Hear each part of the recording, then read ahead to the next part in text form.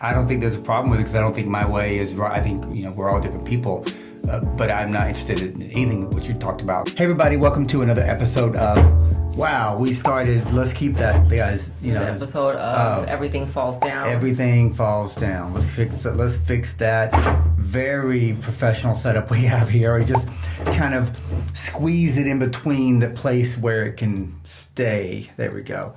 All right, take two on that, guys. We love our kids. On air, but no, yeah, so we're on air, guys. It's official right here. Picture up here, microphone, podcast live.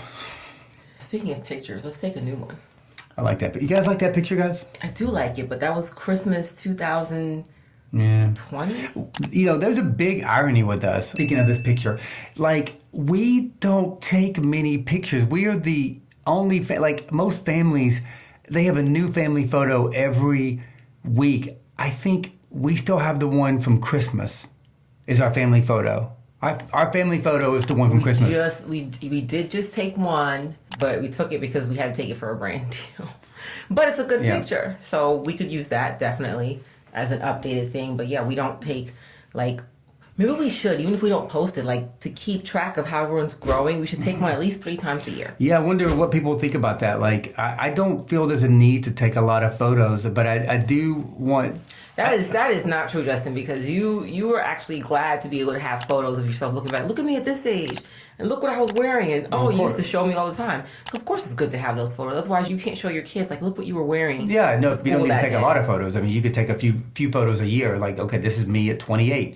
There's one photo there. This is me at 34. Whatever. You don't need. What I'm saying is now it's people take photos every single day, and I think there's a certain irony with certainly myself. I really don't enjoy a lot of the social media stuff. I'm in this phase right now. It's a good phase. I feel better about myself. I haven't posted or been on Instagram for a month. I feel like a better person. I feel better. I get what you're saying, but it's kind of weird that you felt like a not better person when you were on. What do you feel like is the difference? I guess what I'm trying to say. Well, I think you should answer that, and everyone else who uses it. You never feel better using it, or Facebook or scrolling through something. I just don't feel better. It's not productive. You're looking to see who's liking or whatever, or you're just consuming stuff that you probably don't need to consume. I guess people use it differently because How do you use it? You got to use it the same way. I only follow the people that I care to follow. So therefore, I care to see what they're doing. And it's an update. Oh, my friend just got this magazine cover. Congratulations. There's an arbitrary number, but I don't follow I don't follow anyone. The only thing is golf swing stuff or that. That stuff is interesting, or I like comedy stuff, but I don't follow anybody.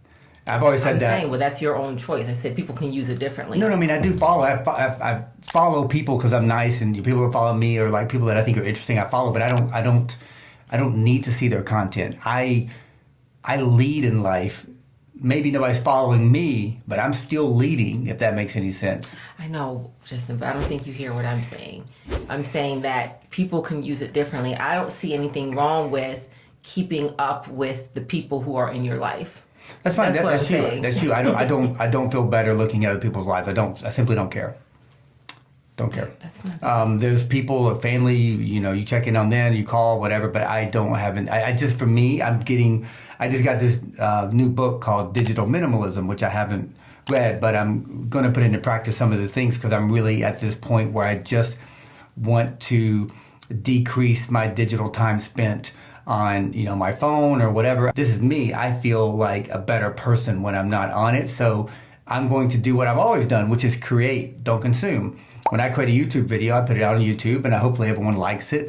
But I'm not there refreshing the view count. But this is my thing. But I think the irony there is that I look at some of these pictures of us, and I'm like, well, we don't really take a lot of pictures. There's not a whole lot of pictures. We're not the type of family that's every week okay, let's take a photo to show the world. And I gotta say, more and more for me, I just want to disappear from social media, and that's the tough part because that's how we make our living. So I'm trying to find a balance between how much can I disappear but still be the creator behind it, be the architect of the whole thing. And I think that I can do that because I think that most of our brain is family centered and centered around the kids or yourself. I still feel, and like I said, I'm not saying what you should or should not feel. I'm just saying that everyone is different. Yeah, there's people who social media is toxic for them, and because they're like, oh, look at that person, look what they've got, and I don't have this and this. Yeah, for sure, there's people like that, or there's people who are jealous of other people, or people who whatever.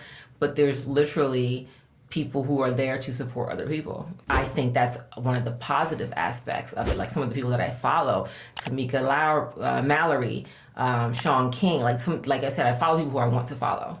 So when I see their stuff or go to the page, it's an update that I wanted to see, or I'm following what was happening with a certain situation that for me interests me, like when they went to some activist cause or when they went to the Black Excellence Awards or whatever. I'm following what's happening, so I choose to follow the people I want to follow. So I've never I'm not in the explore page like what's going on social media. I only see the people that I wanted to see.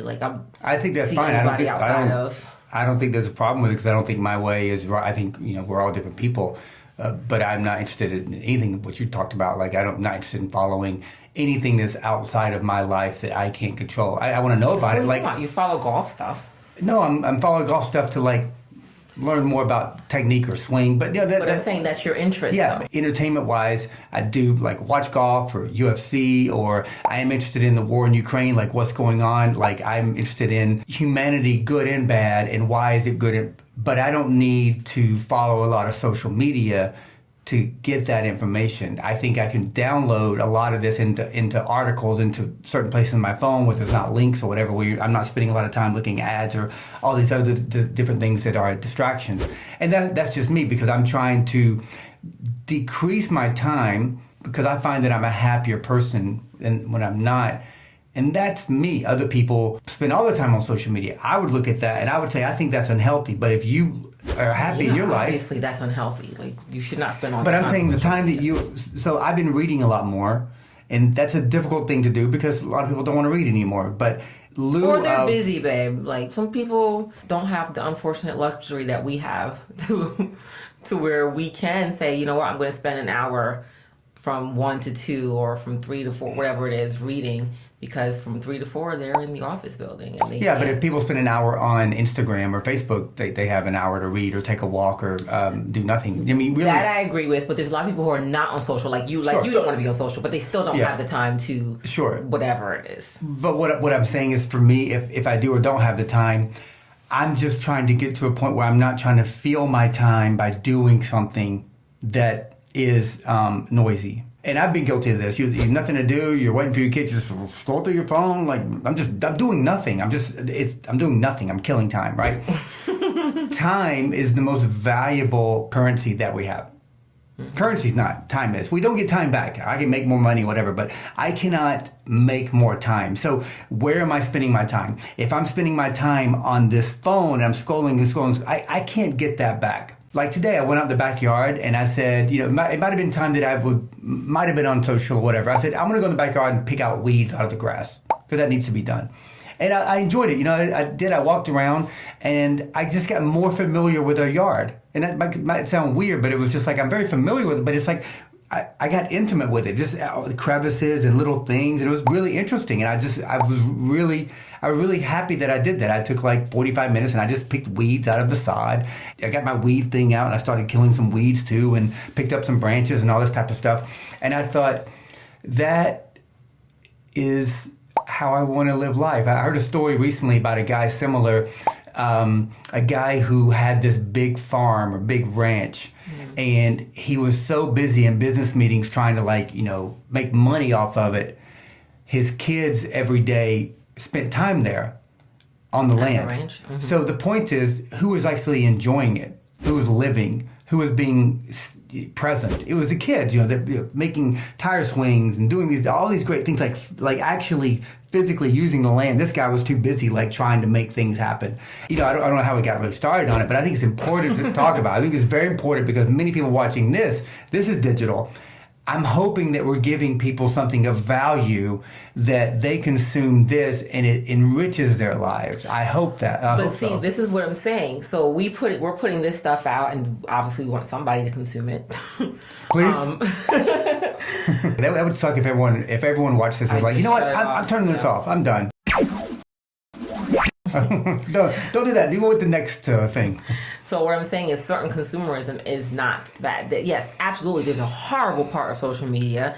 And I think probably, unfortunately, the majority of people are scrolling through and just just nonsense, craziness, watching viral TikTok dances, or why did I do this? Why is this TikTok dance? Watching that stuff. Instead of, like I said, consuming what they want to consume. And I'm not going to decide what's important to you or what's not important to you. If it's makeup tutorials, consume that. Like, don't consume the other. Like, whatever makes you happier or feels like it's giving you something, I don't see anything wrong with that, as long as it's not taking over your times where, like, you're not sleeping. You're up till 2 o'clock in the morning on, Instagram scrolling through. Because some people or Netflix or whatever.